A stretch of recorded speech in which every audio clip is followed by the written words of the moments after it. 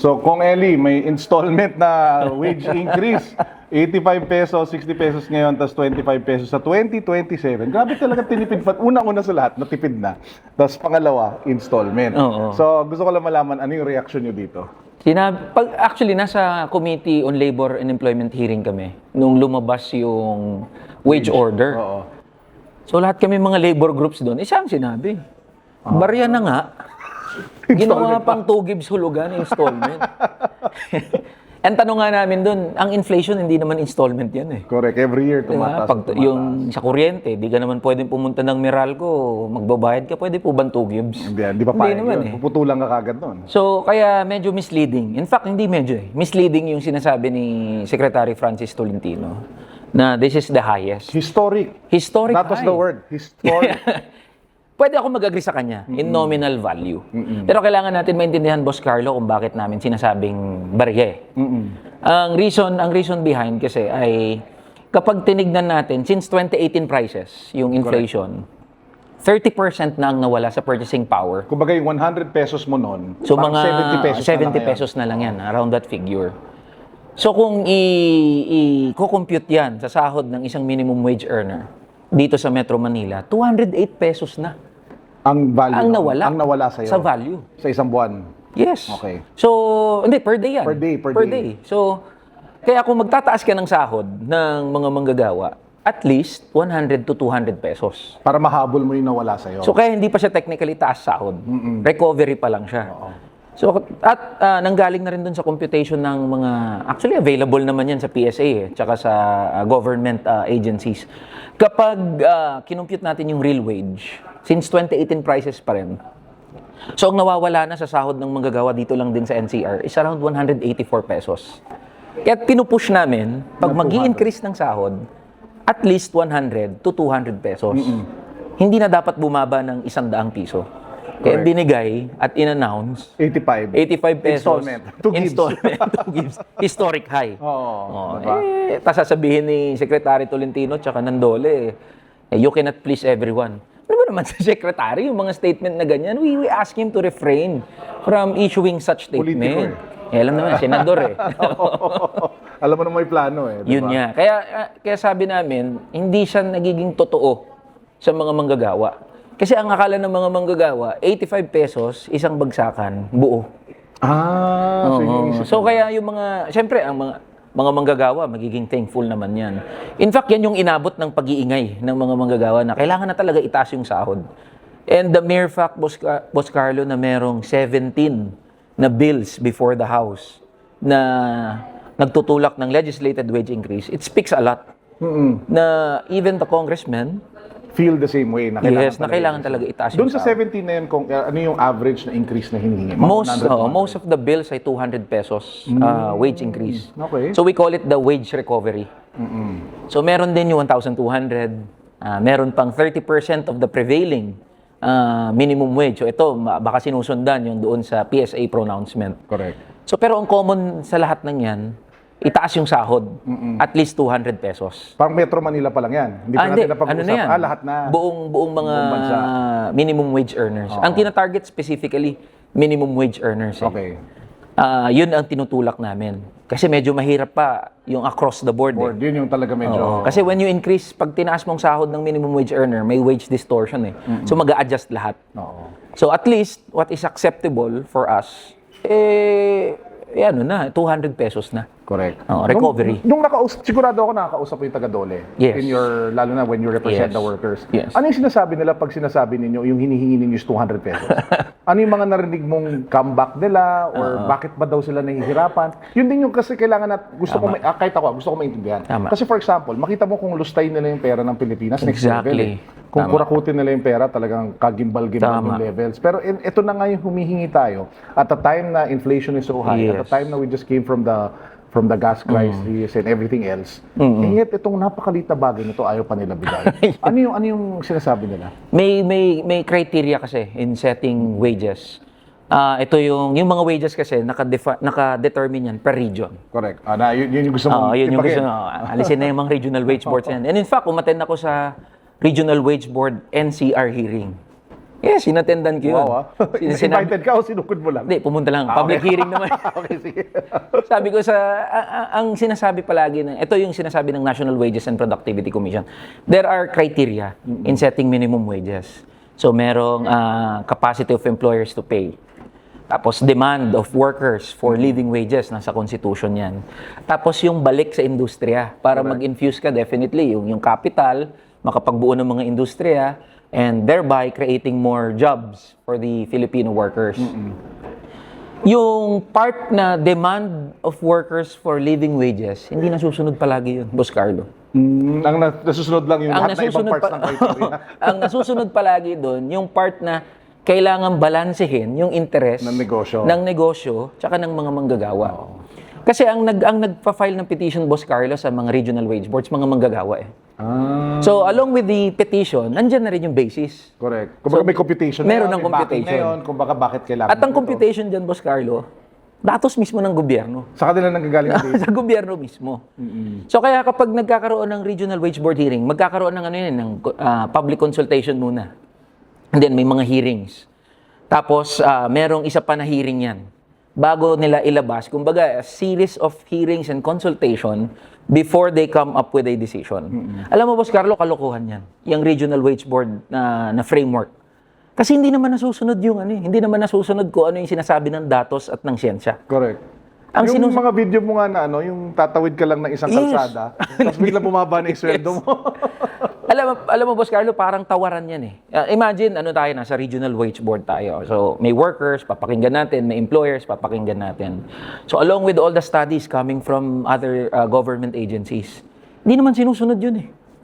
At the end of the day, magtatawagan lang yan eh. Parang tawaran ba?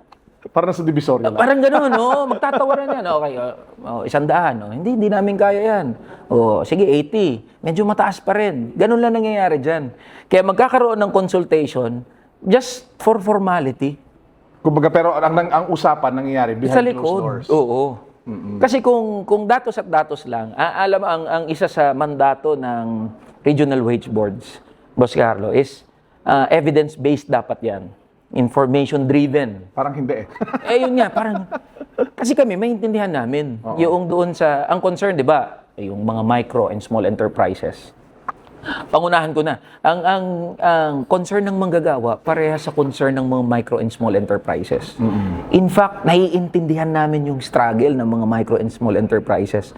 Kapag merong wage consultation, lagi namin sinasabi, hindi nyo po kami kalaban bilang mga pero how do you manggagawa. balance that? Kasi di ba yun din yung sinasabi nila na yung lifeblood daw ng Pilipinas, yung small businesses. And feeling ko, yung pinaka-aaray sa minimum wage increase sila. Kasi sa totoo lang, kung pag-usapan lang natin mga malalaking kumpanya, kainin nila to, di ba? Kasi ang laki na ng kinikita nila eh. Kung baga sikmurain nyo to, kakayanin nyo to. Pero yung medyo minsan napapaisip ka nga naman, lalo na nung lumabas yung counter-arguments, are the small businesses. Tama. We fully agree and we fully understand where the micro and small enterprises are coming from. Pero ang problema, hindi manggagawat micro and small enterprises sa magkalaban eh. Correct. Parehas tinatalikuran, iniiwan ng gobyerno. Totoo yan. As a small, medium business, I feel you. Kasi halimbawa, so, dapat magsama na lang, exactly. no? Oo. Halimbawa, ang pinupush ng mga manggagawa, tanggalin yung value-added tax on electricity and petroleum products. Makikinabang manggagawa tsaka mga micro and small enterprises. Ang problema, gobyerno ayaw tanggalin. Best friend natin. Ano yun? Pambansang best friend natin. Pambansang best friend natin, si Executive Secretary Ralph Recto. Ang isa sa contributory factor sa operating expenses tsaka sa production cost, electricity, energy sobrang cost. taas. Dito, kuryente namin. Kukulang na lang, lumuhod kami sa sakit every time parating yung Meralco bill namin dito. Talagang manginginig ka na lang eh. So pinupush namin, ang sagot ng gobyerno, hindi natin pwedeng gawin eh. Malulugi ang gobyerno. Second na pinupush namin, sige, ayaw nyo tanggalin, at least suspend or reduce value-added tax on electricity. Kahit 12 to 10% 12 to 10, ayaw pa rin nila ibigay. ayaw din nila. Actually, alam mo kung wala pa silang binibigay since Yes. kung isipin natin, going back to flood control, wala pa silang binibigay ni isang concession. Kung Exactly. isipin natin, pag-usapan natin, so for example, hiningi natin na bawasan yung VAT, hindi nila binigay. Tanggalin ang VAT sa kuryente, hindi Ayaw nila din. tinanggal. As in, ang dami pa nating hiningi, walang inabot man Wala. ni isa eh, di ba? Ngayon may pinupush kami, Boss Carlo. Ano? Itong mga micro and small enterprises, i-exempt natin sa pagbabayad ng mga local permit fees. Ay, amen! Pinupush yan. House Bill number 7707. Kasama to sa mga yung Yes. kunyari sa LGU na Manila, yung mga ganon? Lahat. Business permit? Oh, basta micro and small enterprises, gusto namin na exempt. Matutuwa sa'yo lahat ng taga Oo. Manila niyan. Ang problema, ang problema, hindi sumasalang. Bakit? Hindi umabot sa committee? Sa committee, hindi sumasalang. Meron din kami na final, Boss Carlo, mga manggagawa, extending yung validity ng mga business permits to 5 years. Oy! Kasi, Music to my ears! Wait, ang nagpa-file nito yung manggagawa party list? yes, kami. Final namin yan. Pro-business pala kayo. Yun ang gusto namin maintindihan ng negosyo. We are for businesses also. Oo. Kaya pag tinignan mo, 'di ba, dalawang aspeto, presyo ibaba, sahod itaas. Correct. On both aspects, walang ginagawang gobyerno. Oo, may ginagawa sila kung ano-ano kalokohan nila pang araw-araw. Ang rason palagi na matatanggap, hindi kakayanin ng gobyerno kasi walang pera ang gobyerno. That's bullshit, di ba? You have billions of pesos na nawawala because of corruption. Mga trillions pa pinag-usapan Tapos yung something na makakatulong sa mga negosyo at mga manggagawa, hindi mo ibinibigay. Correct. Alam mo, Boss Carlo, ang sagot nila? They would rather have targeted assistance. Ayuda! Walang kamatayang ayuda. Walang kamatayang ayuda. Paano namin na-confirm doon, Boss Carlo?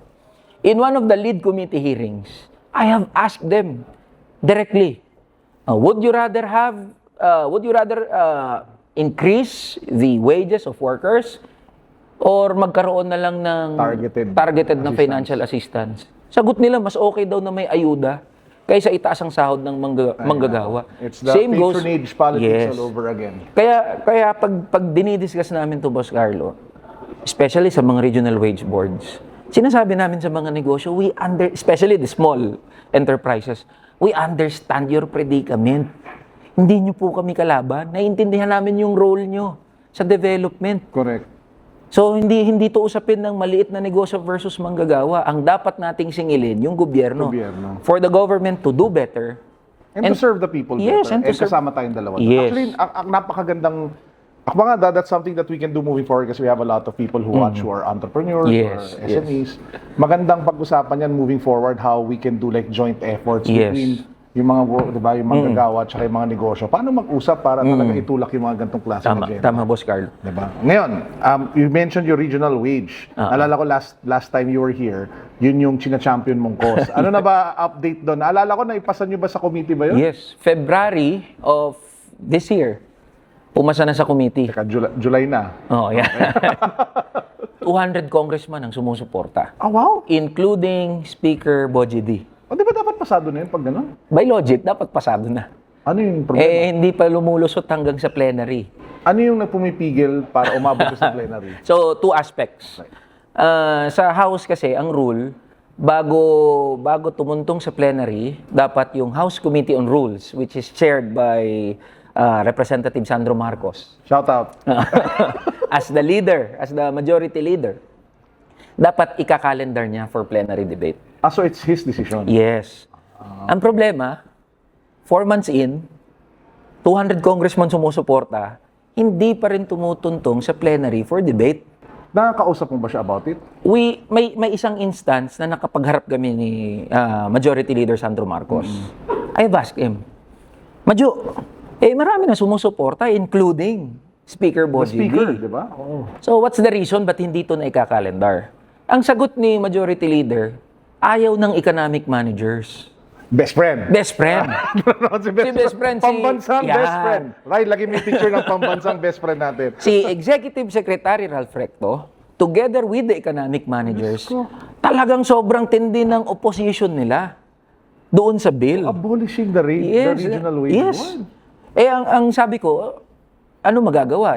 Sabi ni Majority Leader, wala siyang magagawa kasi ayaw ng mga economic managers. Ako, ang punto ko dyan, kung meron kayong opposition to the bill, Bring it up, di ba? At Magdebate pag-usapan. tayo. Oo. Kumbaga kung may kailangan ayusin, di ba? Magdebate tayo because the proper forum or the proper venue for us to address all the concerns is through plenary debate. Oo. We are more than ready to defend our bill sa plenary. Or I'm sure if kailangan ng concession, mapag-uusapan yan. Kung may mga concern, halimbawa, hindi talaga kaya yung nakasulat dun sa bill, edi sa period of amendments, Pag-ayusan natin. pwede naman pag-usapan. Ang problema, hindi pinapatay yung bill through votation or through debate. Ayaw pa abutin doon mismo sa Pinapatay yung bill sa likod. So, Anong problema? Pero by default, if it's the economic manager saying no, it's very similar to the president Yes. saying no. It's basically the policy direction of the president. Correct. So that is why may binanggit si Yusek Claire Castro. Banggitin ko na dito, Boss Carlo. Sabi niya, natanong kasi si Yusek Claire Castro, 4 years in the administration of PBBM, wala pang kahit isa. In the same manner, sa business, wala pang concession na binibigay. Ramdam lang namin lahat ng tusok. Sa micro and small, tsaka saksak. Let's be clear, micro and small enterprises. Maraming concession sa malalaki. Sa mga manggagawa, same. So, tinanong kayo si Claire Castro, bakit wala pang kahit isa na panukalang batas o batas man lang na na-prioritize for the workers, especially sa sahod? Ang sabi ba naman ni yung si Claire Castro, hindi daw trabaho ng executive yon. Huwag daw ipahid ng Kongreso yung katamaran nito sa executive. Kung pwede lang tumaas kilay ko. Lumagpas na sa ulo ko yung tinaas ng kilay. Sabi ko sa kanya, may pinakita pa siya na may print pa eh. Sabi ko, the best thing that she could do, crumple niya yung paper, ibusal niya sa bibig niya. Alam mo kung bakit? Kasi fake news siya. Sinong numero unong umaharang sa pagtataas ng sahod? The executive mismo nasa bakuran. So yung economic managers as well as the executive secretary, Correct. Ralph Recto. And So, it will go up to the president. At the end of the day, if it's the Yes. executive, the one, kumbaga saying no, command responsibility. Yes. talaga eh. Matatanggap nga namin, mas matatanggap ng mga manggagawa pag sinabi ni President, ayaw ko ng taas sahod. At least malinaw. At least categorical. Oo. Ito si President Bongbong Marcos, walang kahit anong pronouncement, not even the chance for us to meet with workers. So, yung rason kung ba't hindi umuusad yan, because the executive is firmly opposed to it. Ayaw ni Pangulong Bongbong Marcos, ayaw ng executive na pag-usapan yung anumang pagtataas ng sahod. At reflected yan doon sa pronouncement ng gobyerno mismo. Na mas nanaisin nila na magbigay na lang ng ayuda kaysa Hanggang katapusan ng term hanggang, niya. ewan ko kung hanggang kailan niya, hanggang sa katapusan siguro ng Speaking of the president, malapit na ang SONA. May inaasahan ka ba na sasabihin niya na makakatulong sa mga manggagawa? Or may naririnig ka ba na may plano siyang sabihin that will favor the workers naman, kahit pa paano? Sadly, wala eh. Ay, zero? Wala siyang pronouncement. Wala kahit man parinig. Ay, naku. Tawag dyan sa gamer speak, Oo. GG. Ngayon, ina-expect ba namin, o may hope ba kami na may sabihin siya? Siyempre, we are ever hopeful na may sabihin man lang siya. Pero let us remind the President, 4 years, 2 years na lang ang natitira sa kanya. Patapos na nga term Patapos niya, no? na. So wala siyang kahit isa. Kasi kung isipin ko, Oo. kung mag-isip lang ako, kung ano maalala ko after this, maalala ko lang yung flood control eh. Yes. Parang these past 6 years. I mean, maalala ko yung sobrang taas na presyo ng kuryente. Tapos maalala ko yung flood control. Yun. Parang yun ang dalawang bagay na maalala ko sa... Pero proud siya dun. Na siya nag-expose daw. Proud siya dun. Paul, sinabi niya, di ba, doon sa recent trip niya na, kumbaga... Dahil daw sa kanya. Kumbaga, hindi naman daw niya gagawin. Alam mo, hindi naman dahil sa kanya eh. It was nature. yung nag-reveal. Kasi Diba, grabe may yung- 5,500 flood control projects daw o biglang bumagyo. No, tapos nakita na wala Nakita pa. na wala pala yung mga flood control. So it was not the President. So, Mr. President, tigil-tigilan natin yung masyadong Well, pagbubuhat. hopefully, I join you in your prayer Yeah. and in your hope na kahit pa sana naman may masabi Yeah. siya. Parang naman maalala, alam mo, actually magandang appeal yun to the President. Kung meron man nanonood, wow, kala mo naman nanonood siya nito. No? Pero kung meron man sa team niya, pwede magpaabot na sana man lang matatapos na yung 6 years niya eh. Tama. 'Di ba? Kung meron man last time na gamitin niya yung political capital niya to at least try to make a Yeah. difference, it would be this year and next year. Pero next year might be too late. Tingin ko, election season na yan eh. Next year. Oo. So kumbaga ito na yung parang pinaka-pivotal niya na SONA. Kasi ito na yung last time na pwede talaga siya mag-set ng clear direction na may magagawa pang effect Tama. in the next 2 years. Halos lahat tayo umaaray na eh. So hindi halos, sigurado ko lahat talaga umaaray na. Now speaking of ito favorite ko tong topic na nabasa ko ton, mutik na ako mag-super saiyan. So binigyan daw tayo ng World Bank ng bagong upper middle income status. Yung joke dito, ang Pilipinas daw upper middle income status pero ang Pilipino hindi. Diba? So ano yung reaction mo doon? Hindi ko maintindihan kay Pangulong Bongbong Marcos at Kung sa ba't siya economic managers, bakit siya proud? Kasi kung merong pinapatunayan itong upper middle income classification ng World Bank, ang pinatunayan yan, highly unequal. Yung inequality sa Pilipinas sobrang taas. Kasi just imagine, ang example diyan, imagine sa isang room, dito sa room na to, 100 tayo, 99 of us minimum wage earners. Eh biglang may pumasok na bilyonaryo. So yung average wage natin, income natin, talagang tataas din. Even if that doesn't reflect our real wages. Correct. Ganun din sa Pilipinas, dito sa upper middle income classification. Ang pinapakita niyan, mas nagiging highly... But the rich are getting richer. Yes, mas yumayaman yung mayayaman, yung mga may hirap, mas humihirap. At alam mo, Boss Carlo, ito namang classification lang yan eh. Ginagawa ng World Bank eh. So wala siya talagang effect sa atin bilang mga ordinaryong mga Pilipino tsaka mga manggagawa. Kasi hindi naman yan pinag-uusapan yung ibang mga development metrics. Halimbawa, yung poverty statistics natin, yung purchasing power ng mga manggagawa. Hindi naman sinusukat yan eh. Halimbawa, paano mo sasabihin na upper middle income status ang Pilipinas kung 52% ng mga Pilipino nagsasabi sila ay mahirap? Correct. Di ba? Paano mo sasabihin na upper middle income status ang Pilipinas kung lahat ng minimum wage, Boss Carlo, sa buong Pilipinas, so from Region 1 to BARM, below poverty threshold. Parang di nagko-connect yung ano na yun eh, no? So below poverty threshold. So kung meron man na dapat ma-realize, Sino yung nagbubuhat nun para umakat sa ganun? so dapat may ma-realize ang gobyerno. Ang dapat niyang ma-realize, putik na yan. Yung development program pala natin, hindi umaakma sa pangangailangan ng mga Pilipino. Yun ang dapat ma-realize. So, sabi ko nga, Mr. President, hindi dapat to pinagmamalaki. Hindi dapat to pinagyayabang. If anything, wake-up call to. It's the result daw of their years of economic strategy. That's why, ganun. Kaya nga, Ayun yung nabasa ko. 4 years daw eh. Ay, 40 years. So, 40 years na. So, since 1980s. Alam mo kung saan nanggaling yan? 40 years of exporting Filipinos. Yes, Diba? Dahil sa exactly. overseas Filipino workers na, kumbaga, grabe yung social cost until today, di ba? Tama. Yan yung ako tatanungin mo, yun yung malaking contributor kasi ilang percent ba yun? 8 point something percent ng GDP, di ba? Coming Yes. from the overseas Filipinos. And yung pag-compute ata nung metric para dyan, malaking nanggagaling mula sa overseas Filipinos, di ba? Isa pang irony, Boss Carlo, meron na tayong first trillionaire. Sino? Si Enrique Razon. Akala ko sabi mo Zaldico. Or si Martin Romualdez. Meron tayong first trillionaire. Dollar? Trillionaire? Peso Akala trillionaire. ko dollar trillionaire. So, pero pag tinignan mo, yung half of the population, not even enough for a family to survive. Correct. So, it really speaks a lot about ano nang inaabot ng development ng Pilipinas. So, kaya babalik ako doon sa punto ko, hindi dapat pinagmamalaki, hindi dapat pinagyayabang yan. The real measurement, kung talagang umuunlad yung Pilipinas, is kung paano natin nakikita yung isang minimum wage earner, yung isang micro-entrepreneur, na nakakayanang Tsaka umaangat sa buhay. at gumiginhawa yung buhay nila. Yun ang tunay na sukatan. Hindi yung arbitrary lang na, okay, Paano mangyayari yun? May kakalabas lang na study, as in this morning. Si Gallup says that 55% of Filipino workers want to leave their jobs. yes. Na gusto na daw nila umalis. And one of the biggest, and even more daw, want to just become overseas Filipino Yeah. workers. Ano yung reaction mo dito sa Really study? sad, no? Really sad. Actually, may magkakasunod na study yan eh. Most stressed, mga Pilipino sa ASEAN.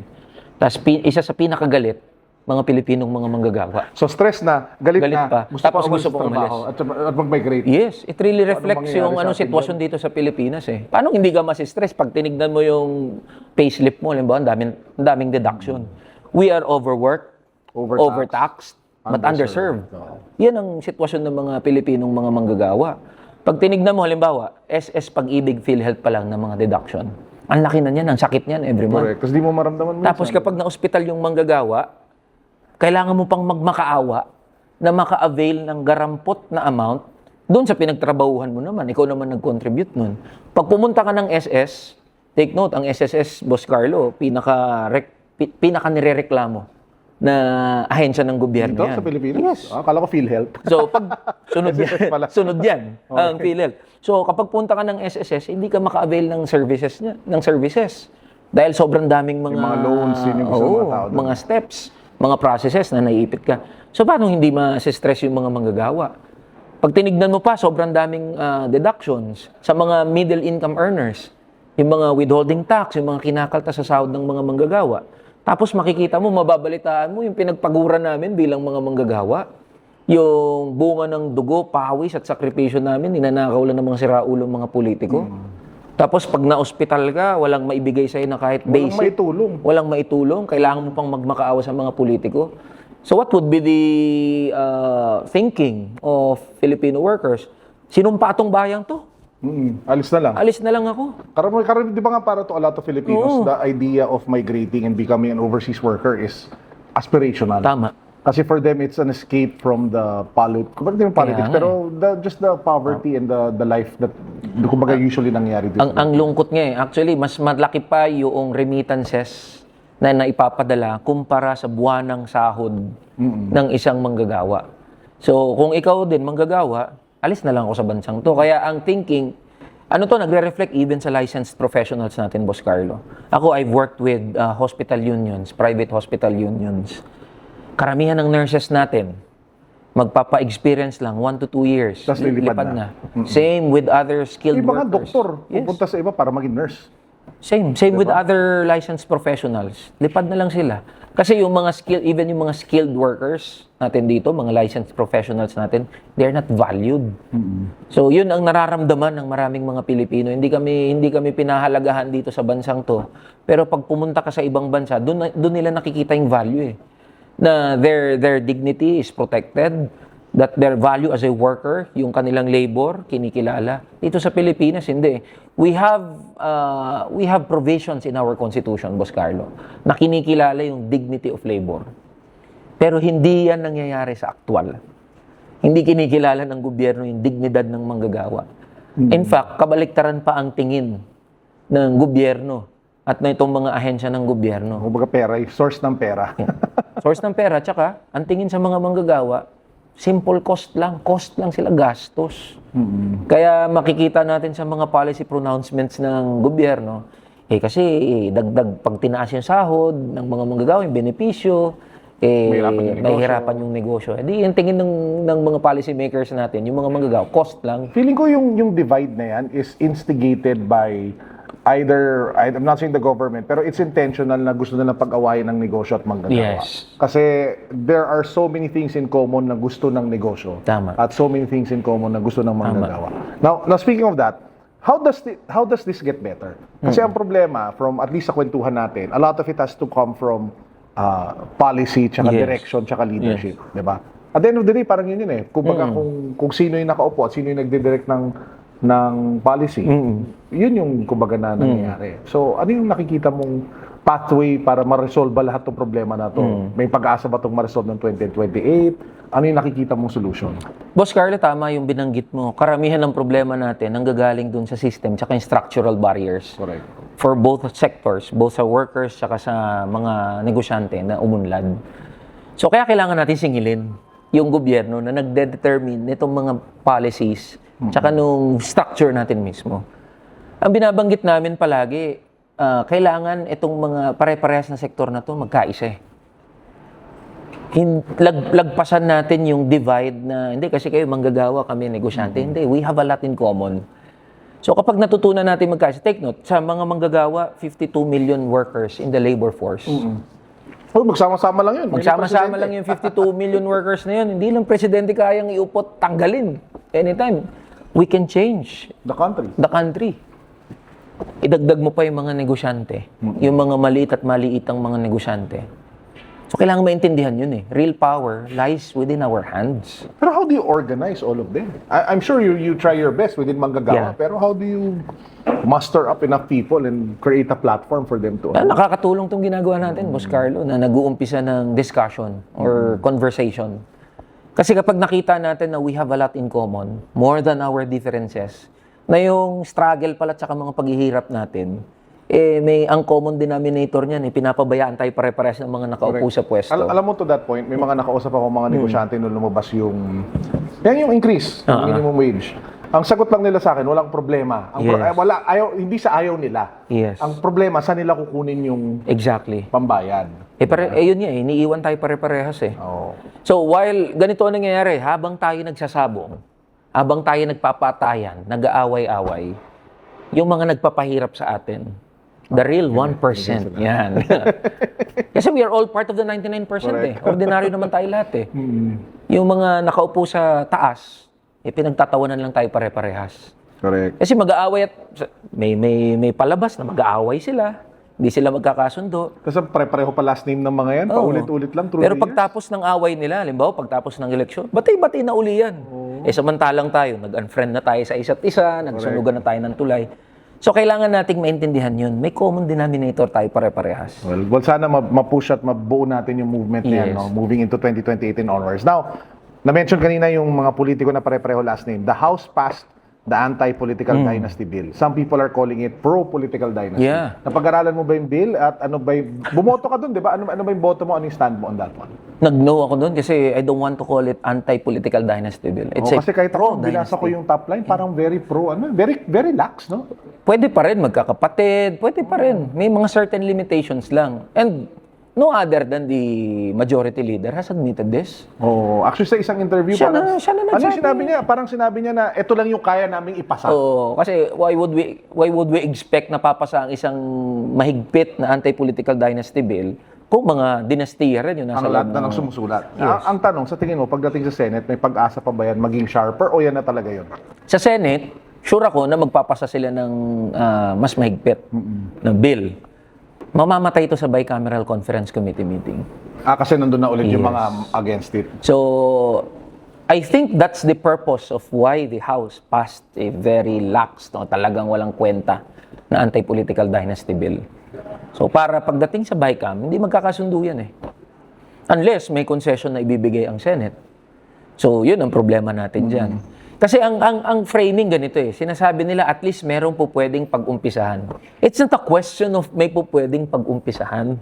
The Constitution is very clear Na kailangan talaga. to prohibit political dynasties. Diba? As enacted by a law. Ang problema, nilusutan even that eh. Para lang masabi na, okay, at least meron tayo. So, ganun, na-reduce ba ang policy making natin into that? Na pwede na yan? You don't do that, di ba? Kasi it reflects the quality of policies that you've been passing in Congress. So, kaya hindi ka tanggap-tanggap yung linya na at least may May naipasa. pagsimulan tayo. So, disservice yun sa mga Pilipino tsaka sa mga taxpayers eh.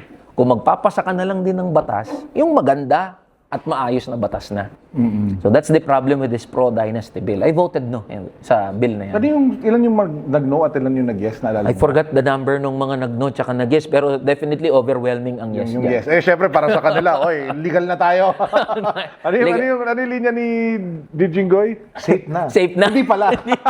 Pati yung nagsabi ng safe na, hindi na Oo, pala safe. yun ang problema. Oo Silang nga. dalawa ngayon magkasama na, Diyos ko Lord. Hindi pala safe. And true enough, ano ba yun, the moment na dumating doon, ano yung nangyayari? May problema daw na medical. Tama. Ano, may tumaas ang presyon. Lahat na lang sila. Diyos ko, basang-basa mo na ano nangyayari. Tanda na natin yung wheelchair, Boss Carlo. Oo, tsaka neck brace. Anyway, so ito pinag-usapan natin before going online or before tayo nag-shoot. And that I feel like we both feel strongly about this one. Si Congressman Kiko Barzaga Yeah. was expelled from Congress. Yeah. Baka you can share your sentiment on Oo. I voted no sa expulsion niya. Ang basis kasi is yung social media posts niya.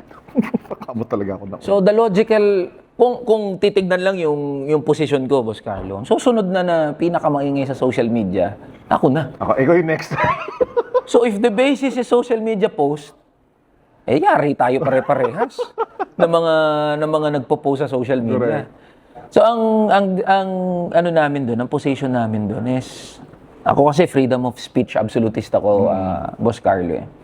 Kalayaan niya na magpahayag ng damdamin, kalayaan na mag-express. Ngayon, hindi naman nangangahulugan na inaabsuelto mo si Kiko Barzaga doon sa mga These consequences Oo. come election, di ba? Pero binabanggit namin dyan, kung may dapat na mag-alis sa kanya sa pwesto, yung mga bumoto sa kanya. Oh, Yun exactly. dapat. That's exactly my stand. In Hindi. fact, when I saw it, sabi ko, alam ko some people, lalo na yung mga galit sa kanya, tsaka sa... Ako, I don't agree with all of his politics. Yeah. In fact, I disagree with a lot of his Yes. politics. Pero yung pagtanggal sa kanya, for me, crossed a line. Kasi I felt like na parang binoto yan ng mga tao. You don't have to agree with his politics. Correct, exactly. The Diba? problem is, napunta tayo sa isang sitwasyon. Halimbawa, you voted no sa expulsion ni Kiko Barzaga. Sasabihin, DDS na yun kasi kinampihan si Kiko. No. Exactly. What the Congress did, what the House of Representatives did to Kiko Barzaga, pwedeng gawin yan Sa kahit sino. sa kahit sino. Congressman, diba? At may president, dangerous president to.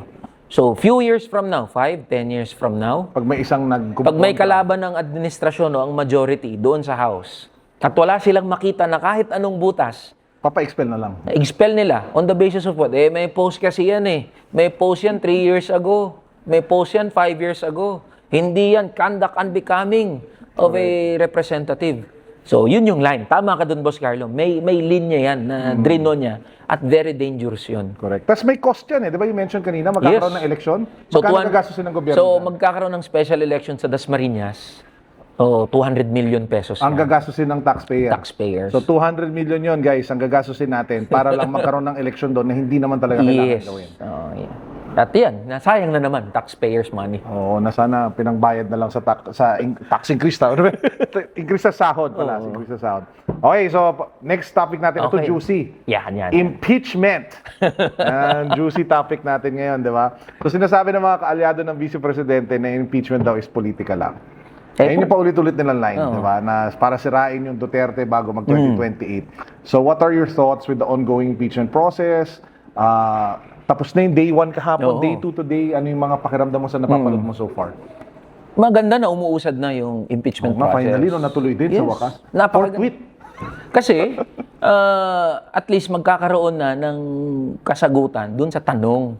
May tanong naman kasi, actually, ang rason kung ba tayo dumadaan dito sa impeachment trial is because there is a question sa kung paano ginasta ni Vice President yung budget na inilaan sa kanyang opisina. At lahat ng halal na opisyal, dapat pag may nagtanong, sagutin yun. Oo. At ang pinaka-best way for the Vice President to answer all these allegations is through trial. Kasi hindi niya masasagot yan kung saan man eh.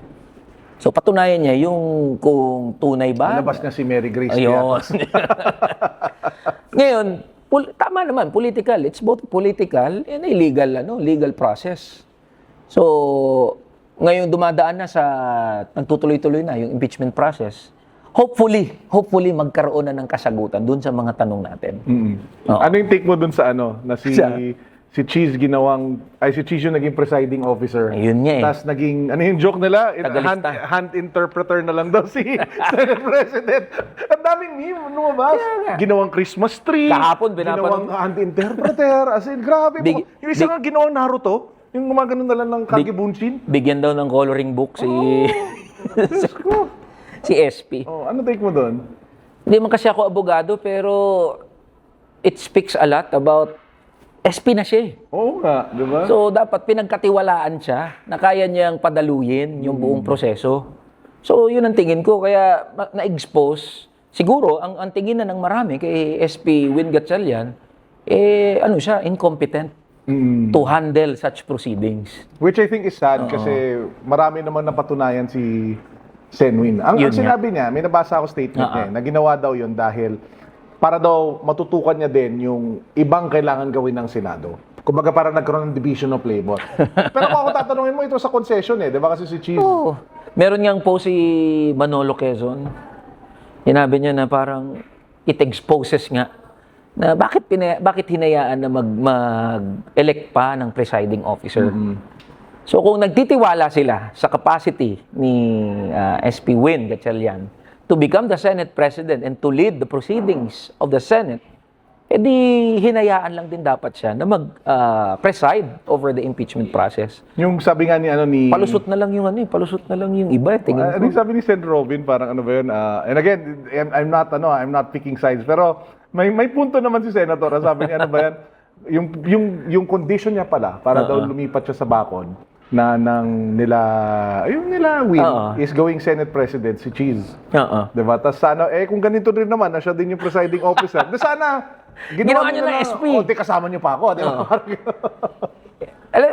Marami tayong pwedeng pagtingin kay Senator Robin Marami ring hindi nag-agree sa politika niya. Ay, sobrang dami. Pero yung statement niya na yun, that makes a lot of sense if you ask me, di ba? Actually, yun ang thinking ng mga ordinaryong Pilipino. Ginawa niyong SP tapos mag-elect kayo ng presiding officer.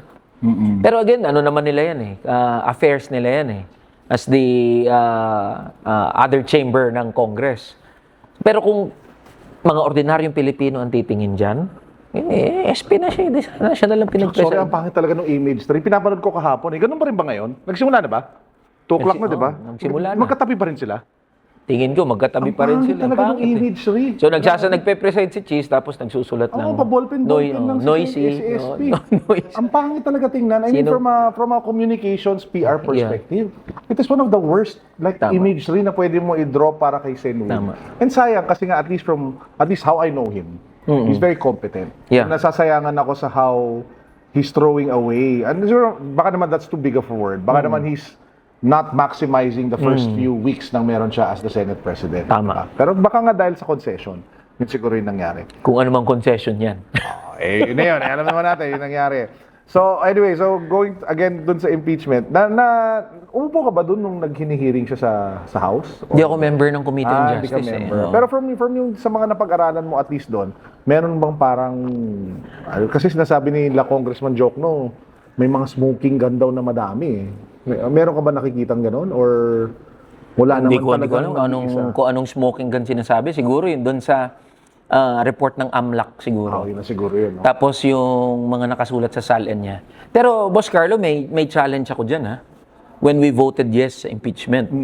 Kasi ang problema, at kailangan naman din sagutin talaga ni Vice President to, may problema daw doon sa bank accounts niya. Yung inflow tsaka outflow, Yes. na sobrang laki ba yun? Parang ganon. Oo.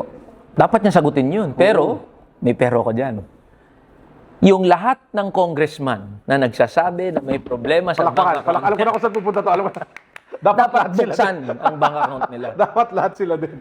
May problema daw sa SALN ni Vice President. Dapat explain ni Vice yun. Correct. Pero lahat ng congressman, Kayo din. ilabas niyo yung mga SALN ninyo. Oo. Ang problema, Boss Carlo, ilan lang kami nagsa-publiko ng SALN namin eh. Ilan kayo out of the 300? Ilan na ba sila? Siguro mga nasa 318 kami, Boss Carlo. Siguro mga nasa 20 lang siguro ang naglabas 20 ng lang? SALN. Wala pang 10%? Mga ganun lang ang naglabas, Boss Carlo. Tapos, dapat naman kasi talaga, public document yan. Pero ang mga congressman, hindi talaga sinasa publiko yan. So, may challenge ako sa pagboto ko ng yes sa impeachment. Tama, kung ano man yung pamantayan na ginagamit natin panukat kay Vice President, Dapat sa atin lahat. dapat sa ating lahat mag-apply yun. May bank secrecy waiver na nga ako eh. Ikaw mismo? Yes. Kasi kung ang problema nga bank account, hindi buksan natin lahat yan. Wala, hindi pipirma yung Hindi mga pipirma. Para malaman natin sino talaga yung may maleta. yan. Oo. At marami dyan sigurado ako meron. Yes. Hindi ako nagda-doubt. Now, kung one of yung pinaka-viral segments natin last time was yung nagbigay ako ng pangalan. Kasi de-describe mo sila. So, tatapusin natin to sa ganon. Part 2. Sana Okay. hindi kita mapahamak. Hindi, okay kita lang. napahamak last Hindi time, naman, di ba? wala naman. Oh, parang natuwa naman lahat ng tao nung nag-guest kayo. Dami nga nag-comment eh. Daming basher eh. Ganun talaga, Diyos ko. Hindi na nawawala yun sa Hindi, mundo. normal lang yun. Oh. At simulan natin sa isa sa mga one of the more controversial and highly talked about na mahilig mag-Facebook Live. Sino? Alam mo na to, si Senator Alan Peter Cayetano. Buti nga. Doon pala, panalo na. Uy, may disheveled look na siya ngayon. Oo nga Nakita mo? eh. Baka di nakakatulog. Nag-ano na siya, nag-grow out na siya ng beard. May stubbles na siya ngayon. Baka di na nga siya nakakatulog. Alam mo, ang dami nagkakaisa na from different political convictions and tendencies. Nagkakaisa na what happened during his term as the Senate President. Nakamot ulo talaga, no? Grabe. Talaga nga naman. Yung pumunta yun dito para bumili ng Pokemon cards. Tapos inisip ko Yung nga, pala yung nilalive niya. yung minsan pupunta siya dito, namimili siya. Parang, inisip ko nga kung tanungin niya ako ano sa tingin ko, baka sabihin ko na lang sa kanya, Sen, bili ka na lang ng Pokemon. Tigil niya na yun. Okay, anyway, next. Si Senate President, si Sen Win. Senwin, subukan. Subukan natin. May potential talaga eh, no? Feeling ko may potential eh. Si Senator Robin Padilla. Robin Padilla, paano ba natin di-describe? Tingin ko seryoso naman siya. Oo. Seryoso siya sa mga pinaglab. May first-hand experience ako, Boss Carlo, Ano sa mga Moro. Maraming Moro ang talagang nagmamahal kay Senator Robin Padilla. Okay. Kasi nakita nila gano'n siya katotoo. Actually, yung you cannot, sincerity eh. So, hindi mo naman kinakailangan mag-agree sa politika ni Senator Robin. Pero maraming Moro, Muslim brothers and sisters natin na nakita nila yung pagiging totoo ni Senator Robin. At ano yun, personal for them yun. To see that one of their own, a Moro brother, is in the Senate. Representing them. Representing them. Kaya seryoso siya doon sa tingin pinaglalaban niya. Ibang usapin kung yung kaseryosohan niya ay nandun ba sa tama. Correct. O ito, pero sinabi mo na kanina pero sinulat ko to bago mo sinabi si Yusek Claire. Yusek Claire, yun na nga eh. Masyadong nauuna yung dila sa paggalaw kaysa gumana yung isip. yun ang. Kasi, biruin mo, nagsasalita about labor. Wala naman siyang alam sa labor. So, I request Secretary Yusek Claire to sometimes shut up. Mahirap siya as spokesperson. Yun nga eh. Eh di yun, silence niya. That's the statement. O ito, maraming interested siguro marinig ano gusto mo, ano sabihin mo tungkol sa taong to kay bagong Labor Secretary Francis Tolentino. Na-meet ko na kasi yan eh. Before or Ito, kakaupo niya. Subukan din. Subukan din si Positive, Secretary Tolentino. Pero may caveat yun. Hindi kasi ganun ka-expansive yung knowledge niya about labor eh. Tapos, kasi it was more political more than anything, di ba? so naging senador siya, tapos ginawang labor secretary. So magpapapogi yan. Pero subukan natin, tignan natin kung seryoso siya in the remaining 2 years. Nag-uusap-usap kayo? Are you able May to- line naman kami doon sa DOLE. Hopefully, yung 2 years na yan are Yes. meaningful. Kasi I'm sure you'll be working with him very Yes. closely. Di ba? Senator Tito Soto. Tito Soto, one ball. One ball, university siguro. Wala akong masabi kay Tito Soto kasi una, hindi ko pa naman siya nakatrabaho. Pangalawa, wala naman siyang sinulong ng mga bills about labor. So, yun, wala akong masabi sa kanya. One ball na lang siguro. Mas okay siya artista. May last 2 names tayo. Okay lang. Nabanggit mo kasi sa last time. Gusto ko lang malaman kung ano pa yung pakiramdam mo sa kanya. Kay Congressman Jolo Revilla. Ayan, siguro. Supportive. That's good. Supportive siya sa labor. Hanggang ngayon. Hanggang ngayon. Okay. The mere fact na sinalang niya yung legislated wage increase at sumuporta siya doon sa pagbubuwag ng provincial rate, supportive sa mga manggagawa. Not everyone can do that. Okay. At ang huling pangalan, ano ba tawag mo sa kanya? Madjo. Si Sandro Marcos. Kay Madjo, ewan. That's the problem when you have Malacanang as the majority leader. Exactly. When the last name. Biruin mo, nawawala yung independence ng Congress, ng House of Representatives. So, kaya ewan.